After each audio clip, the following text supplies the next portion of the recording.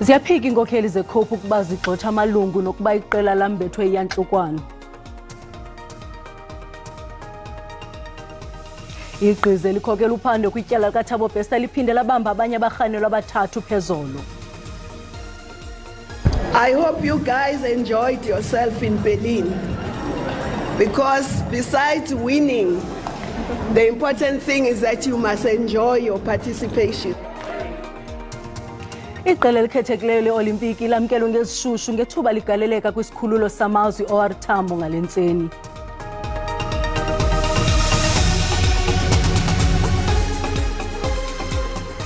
Molweni makhaya, samkele nababukeli kwijelo iDTT nanguvimbe senilungiselele wona ngokuhlwanje. Igqize likhokela uphando kwityala likaThabo Bester liphinde labamba abanye abarhanelwa abathathu phezolo ababarhanelwa abangabasebenzi benkampani G4S babanjwe eFreystata. Ababini kwabo barhanelwa baneminyaka engama-47 ngelixa omnye eneminyaka engama-37. Omnye kubo ubanjwe ebuthabelo kwiphondo laseFreystata ngelixa ababini bebanjwe apho bahlala khona eBloemfontein kwakweli phondo izolo ngokuhlwa. Esi sithathu kulindeleke ukuba sivele kwinkundla kamantyi waseBloemfontein ngomso uLwesithathu. Bonke bajamelene nezityholo zokuncedisa ibanjwa liqhwesho kwanongqongqo, ukuxhaphaza isidumbu kunye nobuqhophololo. Ukuza kuthi ga ngoku sele kubanjwe abarhanelwa abali-12 kwaye kungenzeka ukuba kungabanjwa abanye abarhanelwa kweli tyala. Uqhuqhise isichotho Antle isixeko saseThekwini umoya ovuthusa ngamandla uvuthuze amaphahla wadala umonakalo kwizindlu kwilali yakwaBester naseDube. Kukho neengxelo zokwenzakala. Inkonzo yemozulu ibikhupha isilumkiso senqanaba lesithandathu semvula enkulu kweli phondo. Kunethe ngamandla emagethi nasePort Edward kunxweme kumazantsi ukusukela ngomvulo. Kube khona umonakalo omncinci kudederhu lwevenkile Oribi Plaza ePort Shepstone ngenxa yezikhukhula. Pinetown kummandla ongaphandle kwentshona yeTheku imvula ezinamandla zikhokelele kubeni ibhlorho neendlela zikhukhuliseke. Unobhala jikelele we-ANC ufikile Mbalulu uhlangene nabahlali bengingqi uMawole Freystata apho esimahashula aphuma khona emva kokugxothwa kwakhe kwisihlalo sobungunobhala kwi-ANC nokuthe kwadala isankxwe kubahlali nokumayela nokuthemba ulawulo lwe-ANC. Emva kokunikwa uphuma aphele kuka-Ace Magashule ophuma eThumahule eFreystata nowayesaya kuba ngunobhala we-ANC, kubonwe abahlali balengingqi betshisa izikipa zeliqela kwiiveki ezimbini ezidlulileyo. uMagashule akakayichazi incakasana indlela yakhe kwezopolitiko okwangoku noxa izolo ebonwe nonobhala we-EFF uMarshall Dlamini, nto leyo evuse amarhe wokuba angazibandakanya ne-EFF logama amanye umhumi esithi angazenzela elakhe iqela. Unobhala wephondo uPhalediso Motshweneng uphefumle ngoko ngelithi abakadlani indlebe naye oko ethe wasuka esihlalweni se-ANC, kananjalo enqenisisa ukuba abantu bebetshisa izikipa bingengabo abalandeli be-ANC yaye namhlanje bebehlanganisene ukushukuxa imiba engaginyisi mathe ekugqithisweni kweenkonzo, hayi nje kumalungu we-ANC koko kubahlali bonke. I still want to reiterate and reconfirm that the majority of the people who participated in that exercise were not members of the ANC, because the Regional Executive Committee has given us a detailed briefing about the occurrences of the day, and as a result we are convinced that it is just a mischief on the people who were angry. Ufikile Mbalula uvakalise ngelithi nokuba umntu enelungelo lokuzikhethela ukuba makathini ukwenza, kodwa ohlasela iqela le-ANC kumele kuqondwane naye ngqo ngokobungqingqwa bomthetho. Unabe ngokukhuthaza uluntu ukuba lungabi nadyudyu ekumeleni i-ANC. Will never stand on the way of any other person to do whatever that they want, but anyone who attack the African National Congress, we will stand up and defend the ANC. And that we will do. And you, comrades, as members of the ANC, you must do that. You must never be afraid to defend the African National Congress. I-ANC iwachaphazele amanyathelo ewathabathayo ngokumayela nokugqithiswa kweenkonzo ngelivumayo ukuba enenene umasipala wale ngingqi ujamelene nemingeni abamaxhapheshu neenkqubo zokuqondana nayo. Ndimlo Lilitha Ntsundwani kwiindaba ze-SABC. Iinkokheli zeCOPE zikhanyela ukuba ziguzula amalungu nokuba iqela lithe gabhu kumadabi eyantlukwano okwemva kokugxothwa kosekela mongameli weli qela uWilly Madisha nososiba wezonyulo uMzwandile Hleko ngabo bahambisana nomnumzana Likota. Kunjalo sisanqunyanyisiwe isithethi seqela uDennis Bloem de adandalaza izizathu ngokuba kutheni le nto engenakugxothwa kwiqela. La malungu atyholwa ngokujongela phantsi isikhokelo nokusebenzisa gwenxa imali zeliqela. Madisha, uMzwandile Hleko noDennis Bloem bachazwe njengobholela ecaleni abarhugela umbutho eludakeni kwakhokhelela ekubeni bagxothwe logama uBloem kusalindeleke adakanye isizathu sokuba kutheni emakangagxothwa. Oku kuthethe ukuba uMadisha uza kukhutshwa njengelungu lepalamente. How that is called a faction, I don't know. Maybe my understanding of what a faction is different. But we have, I will say, that needed to be dealt with. Iqela liyazibhebhetha ingxelo ezithi liguzula ezinkokheli ezintathu ndaweni yoko zinikwe iveki ezimbini ziphendule kumanyathelo ngakuzo. Even now, as we speak, they've got 14 days to appeal to that decision. But instead, they have been clamoring for media attention, dancing to the tune of the cameras that are before them, making utterances that are really not working in their favor. Oku kwenzeka ngexesha apho eliqela lijolise kwinkongolo yalo yonyulo ngoDisemba. Kusenjalo uBloem ekutyholwa ukuba uhambiselana noMadisha uthi useza kuyiphendula imibuzo yeentatheli. Ukanti kolapha ezindabeni isebe lezamanzi nogutyulo lwelindle libhengeze iphulo le-1.6 billion yerandi lokuphucula isiseko kunye nemibhobho yamanzi kwiphondo laseMpuma Koloni. Kodwa kuqala masileqise umntwana evenkileni.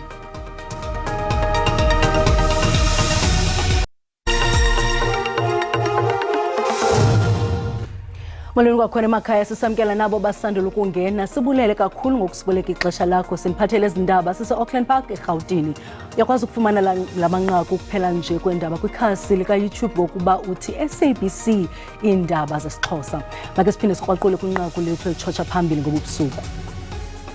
Iinkokheli zeCOPE zikhanyele ukuba ziguzula amalungu nokuba iqela lithe gabhu kumadabi eyantlukwano okwemva kokugxothwa kosekela mongameli weli qela uWilly Madisha nososiba wezonyulo uMzwandile Hleko ngabo bahambisana nomnumzana Likota.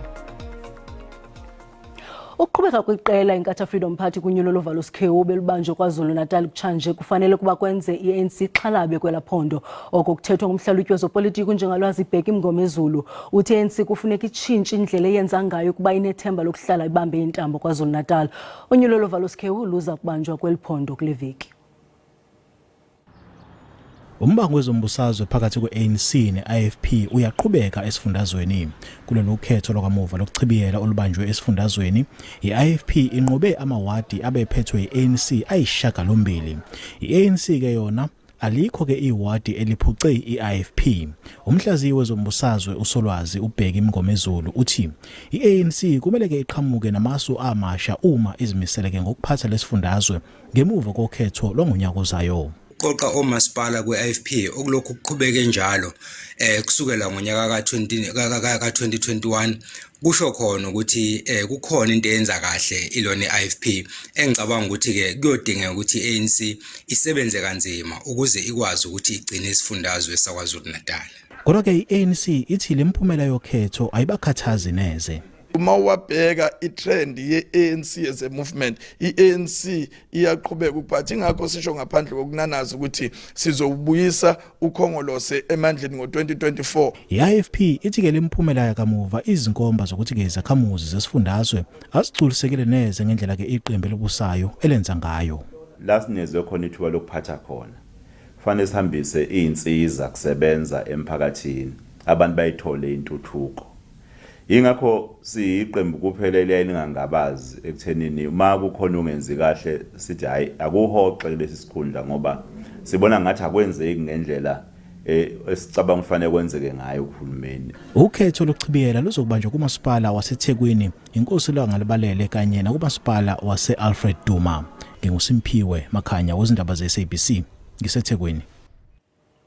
Kulandela impuphume ezibonakale kwisithuba seveki ezimbini eNtshona Koloni, ovimba bamanzi eKapa nakwiziphaluka basondele kumyinge wekhulu umthamo. Kodwa isebe lezamanzi nogutyulo libongoza abantu baqhubekeke ukusebenzisa amanzi ngobunono. Idama iBag River likubuhabo ka-89% ngokomthamo, lelinye lamadama phantse kuphuphuma kweliphondo. Nakubeni izindaba ezimnandi ezi ezagqibeleka phantse kwishumi leminyaka, kodwa ingomso alazi semagunyeni balumkisa ngoguquguquko lwemozulu olungabangela ushokoxeko lwamanzi naninina. We need to continue living as if we are still under drought. But I am not saying we are still there, but it's something that it needs to be looked at and ensure that we continue using water sparingly. Elona dama likhulu lephondo lizele ngokuthe kratya ngaphaya ko-102%, kusalindeleke enye imvula kule veki. Isebe lamanzi nogutyulo lithi alikabi navalo ngeziseko zamadama nemibhobho yamanzi phakathi kwezinto. What also needs to be noted is that the purpose of the dams are not only to store dam for our consumption purposes alone, it's also for security purposes. And one of our pride should simply be on the performance of our dams. At this moment in time, we do not have any concern with regard to our dam infrastructures. Idama iBag River Dam libubude buzimitha ezi-68 lakhelwe ukugcina amanzi emvula zobusika liwagcinele kusetyenziswa liKapa kwinyanga ezome nko zehlobo. iCity Power ithi kwiphulo lokugqibezela isivumelwano somgangatho wenkonzo nesebe lezindlu lesixeko saseRhawutini ukuze likwazi ukugqibezela ukufakelwa kombane kwihostele yaseDeepkloof. Abahlali banyanzelisa ukufuna inkonzo eziquka ukufakelwa kombane kule hostele. Imoto ezimbini zonondaba zonakele emva kokuba abahlali bexulube intatheli ngamatye. Imeko ibuyele kwinzolo kwihostele yaseDeepkloof nakwindawo ezingqongileyo. Izithuthi bezihamba ngokwesiqhelo kwindlela iChristiani edlula ngakwihostele, kuqinisekiswa nangokhuseleko loluqilima. Kangangeveki ezintathu abahlali bafuna izindlu zangasese ezigunqulwayo kunye nombane. Abahlali ngoku babelana ngeempompo ezimbalwa zoluntu. Isakhiwo sehostele sibonakala singadilika nanini na, kukhona neentanda. Asiqedanga, asigeze uqeda. Kuze kube esikufunayo siyanikwa khona up until umeya uMMC of Housing bayafika lana belethe izidingo zethu okuyizindlu, ama-toilet, amanzi kanye nogesi. Lilonke ixabiso leprojekthi lingaphaya kwe-15 lezigidi zeerandi. Community leaders were also informed every step of the way, and we will remind them of the scope of the work that still needs to be done and to be engaged further on the way forward. We are finalizing the SLA with the department with the view of completing this project at least in the next 3 months. Ilungu lekomiti kasodolophu lokhuseleko loluntu eRhawutini belikula mandla lithetha nabahlali. Let us round up everyone who's supposed to be here. Let's look for the budget, what happened to the budget here, what has been the historical background of the area. And then the city, we need to intervene ASAP. It's very bad. The hostel is under the domain of the Department of Human Settlements in the city. If there are services that are required, the department will issue an instruction, like we've issued an instruction to City Power to electrify the area. The provision of water and sanitation would instruct Joburg Water. Joburg Water does not have the sole responsibility to provide water. They act on the instruction. Because of the provide water, they are not in the process of managing the hostel. Amapolisa azakuhlala kule ndawo ukuqinisekisa ngenzolo. Isebe lezamanzi nogutyulo libhengeze ukwenyuswa komgangatho wesiseko zophuhliso neenkqubo zokugqithisa amanzi eMpuma Koloni ngemali nge-6 billion yeerandi. Eliphulo livakaliswe kunxibelelwano lwenkulu-baphathiswa namaqonga orhulumente namhlanje Mthatha. Le ntlanganiso ibandakanya abameli bonke bamacandelo karhulumente ukushukuxa imiba emayelana namanyathelo omgaqo-nkqubo nokuqingqwa kweenkonzo. Umphathiswa wamanzi nogutyulo lelindle uSenzo Mchunu uthi ukusiwa kwamanzi ebantwini ngoku akusazoxhomekeka koomasipala kuphela, kodwa umthetho omtsha unyanzelisa ukuba kuchongwe iinkampani zabucala ezawuqinisekisa ukuziswa kwamanzi eluntwini, ngaphandle kokuba umasipala ubonakalisa ukuba unawo amandla okusa amanzi oluntwini ngendlela ekholisa abahlali. Awathathwa amandla umasipala, kodwa sifuna ukucijisa kahle ukuthi siqinisekise ukuthi amanzi ayafika kubantu. Amadamu sazowakha. Ziibhiliyoni zeerandi ezibekelwe bucala ukuba kuziswa amanzi nogutyulo nokulungiswa kweenkonzo ezingundoqo ukuzisa amanzi ephondweni.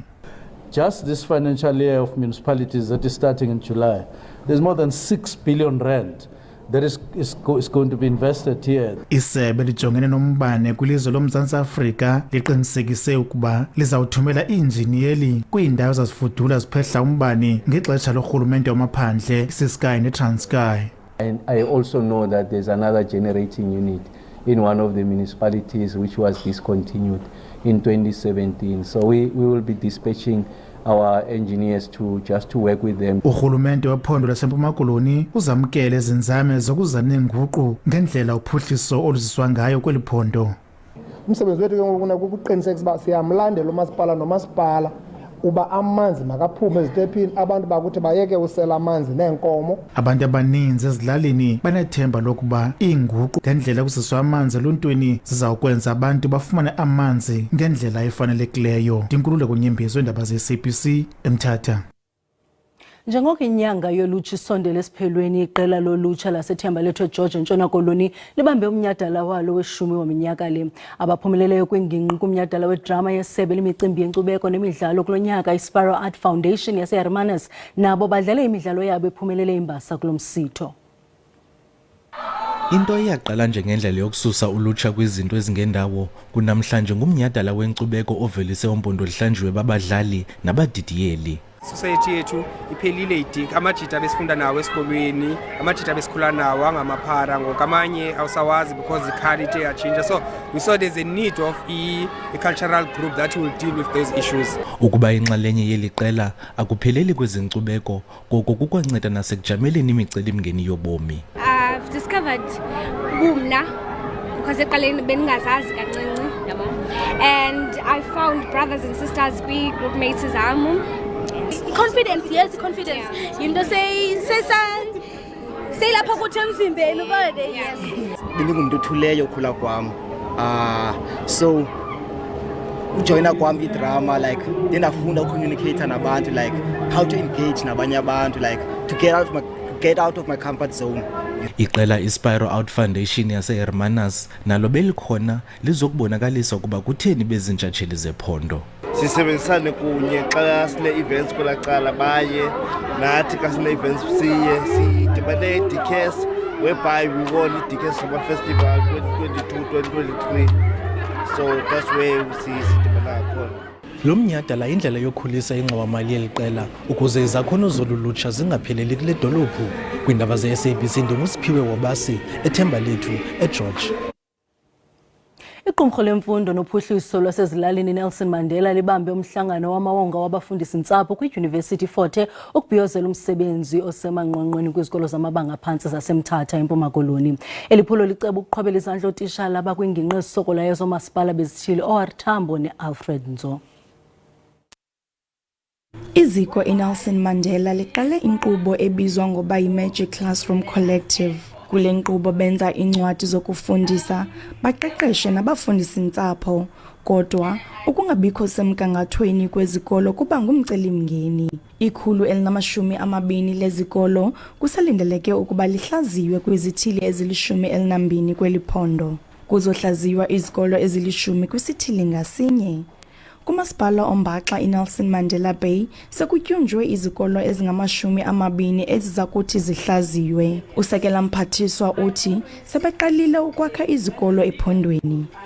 We are working with the Department of Education in the Eastern Cape to make a plan. We do have a plan to build schools where they are needed. And now we are saying we need to come also with a plan of building smaller schools, because we build huge schools where the learner number is not increasing. That also creates a problem for us.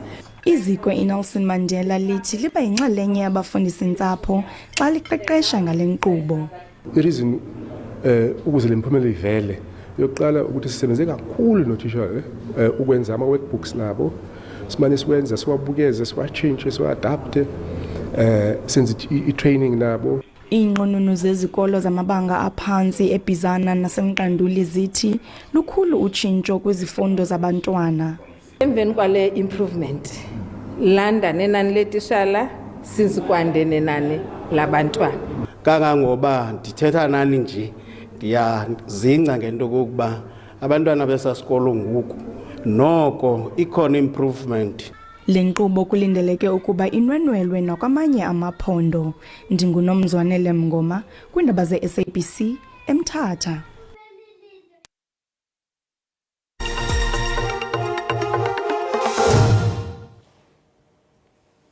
Iqela elikhethekileyo le-Olimpiki lamkelwe ngesishushu ngethuba ligaleleka kwisikhululo samazwe i-OR Tambo ngalentseni, okwemva kokuba iqela leli lenze kakhulu kwimidlalo ye-Olimpiki eBerlin eJamani liqokelela imbasa ezingama-49.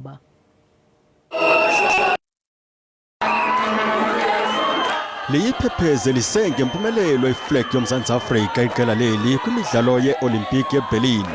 Kwimbasa iqela leli liqokelele igolide ezingama-22, isilivera ezingama-20 nebronze ezisixhenxe. Guys, thank you very much. Ngethuba esamkela izimbaleki umphathiswa kwe-ofisi kamongameli ojongene namanina, ulutsha nabantu abakhubazekileyo uthe uyathemba eli lilonwabele ixesha lalo kwi-Olimpiki ngaphezu kokuba liqokelele imbasa. I hope you guys enjoyed yourself in Berlin, because besides winning, the important thing is that you must enjoy your participation there. And I'm sure you did. And you were our ambassadors there of South Africa. Usihlalo we-Olimpiki ezikhethekileyo uGqirha Matthew Sphosa uthe akakwazi ukuzipamba imincili yindlela iqela leli eliqhube ngayo, evuyela nenkxaso abayinikwe leli loMzantsi Afrika. I'm here before you today as chairperson of Special Olympics South Africa, filled with immense pride and joy to welcome back our remarkable team. My eyes were full of tears of joy. As you can see, you were with us when we sent them off. You are with us when we receive them.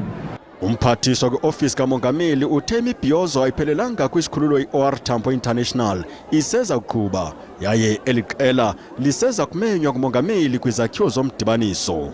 Kwiindaba ze-SABC ndingundimphiwe Gift Nongqotho. Sibulele mawethu okusibuleka indlebe, simkhumbuze zangomso sizanoxa bethu ngesizulu. Kamnandi.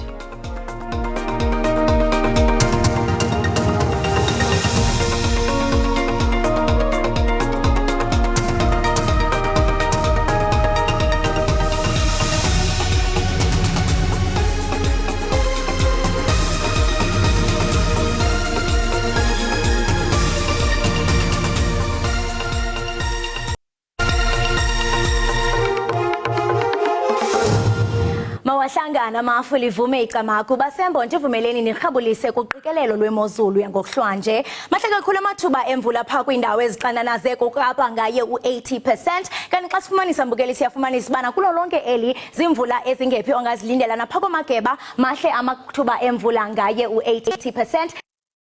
Sijonga imvula nomoya ngomso zisaqhubeka zithe qolo zisina imvula kweli la kumakoloni nangapha yakaloku kwindawo ezikumbindi ko-Upperton. Siyafumanisa ke nezibhaqu zenkungu ongazilindela pha kwiphondo la KwaZulu-Natal. Sihlabele mkamambukeli sifumanisa bana Weather Service yowakhupha isilumkiso sokuba ungalindela iindudumo ezingamandla kwindawo eziphakamileyo pha kontshona koloni nokulwatyuza kwamaza livela phana kaloku kweli kamageba kuba kaloku nakhona siyafumanisa into yokubana yimvula engamandla enayo kwaye ichaphazela kulo lonke pha komonti koGqeberha ukutshona entshona koloni. Nangomso mbukeli ungalindela iindudumo ezingamandla kweliya nemvula ezingamandla eziqhubekayo zixananaza pha kweli kamageba. Sijonge mbukeli amaqondo obushushu aphantsi ngokuhlwa njengoko sikhona kwindawo ezininzi pha kompuma koloni. Uba ngaba kaloku pha komzimvubu komthatha kotsolo uyafumanisa into yokubana li-11 pha koDurban ngu-15 degrees nase-Richards Bay kanti koPhalaborwa ngu-13 koMusina ngu-10